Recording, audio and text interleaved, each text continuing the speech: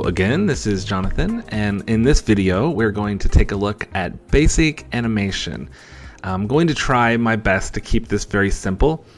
I will put more advanced animation videos together soon, but we're going to start off very simple and kind of talk through some of the most basic animations that anybody can do. Very simple. So the first thing, like most of our projects, we will add a few files that we can actually animate. So I've picked out a few pictures that'll be easy to kind of visualize. So I have some backgrounds and kind of a foreground picture. So I'm going to go ahead just for interest, and I'm going to put these two background pictures on the bottom layer here, and I'm going to kind of overlap them, and that will give us a nice automatic fade between them. Okay, and then I'm going to drag this foreground object, and this is where things become very interesting. So this foreground object is also just a picture, but it has transparency, which allows us to see through the transparent parts to the layer below, which this case is kind of a fade between two other pictures, but it could be a video or it could be a series of videos. I mean, really, the sky is the limit. But what we want to do is kind of animate this mask moving around. And so there's a few different ways in OpenShot to accomplish that. But the easiest way by far is to right-click on the clip or click this little icon in the top left corner of the clip. That pops up kind of the clip menu. There's all sorts of really interesting and fun presets is kind of what I call them. From fading, I'll kind of run through them real quick. Fading in and out of the clip. Animation covers a lot of different things like zooming and sliding. We can rotate clips. We can adjust the layout of the clip, like put it in the top left or put it on the side, like picture in picture. We can affect the time of the clip, like fast forward, slow motion, freeze frame, play it backwards. We can adjust the volume and a few other things that I'll cover in probably another video or maybe a little bit later.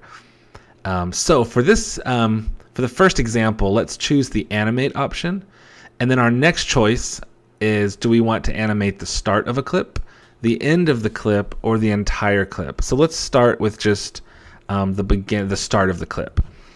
And then we get to choose, do we want to zoom in to the clip, zoom out, slide it from one of the edges.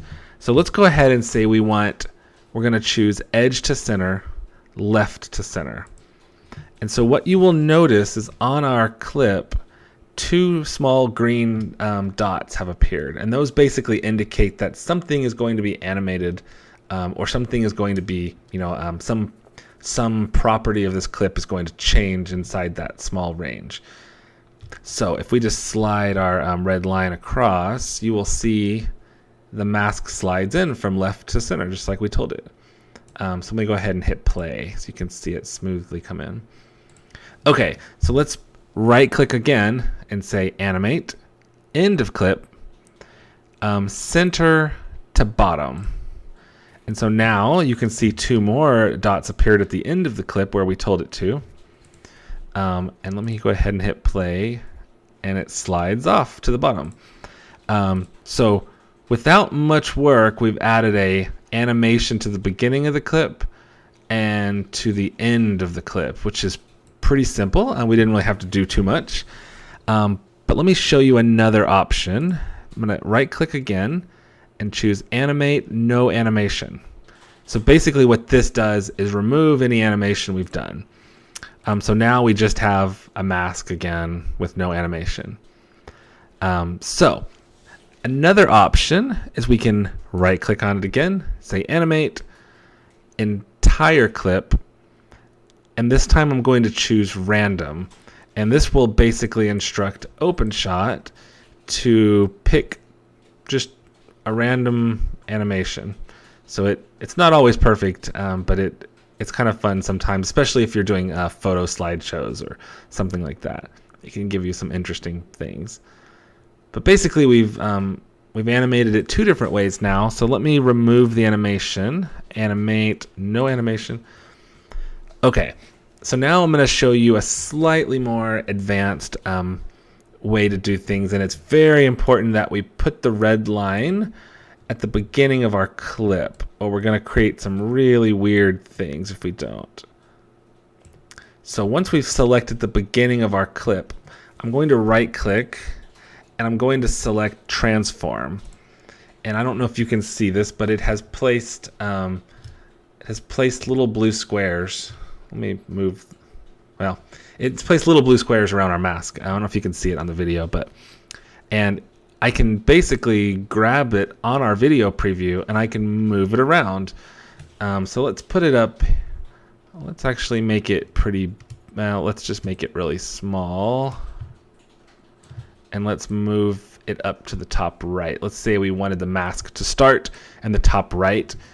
And then we wanted to move to the end of our clip, or really you could move to any point, but we'll jump to the end. And then we'll move our clip to where we, let's say the bottom right, and let's make it a little bit bigger, or a lot bit bigger.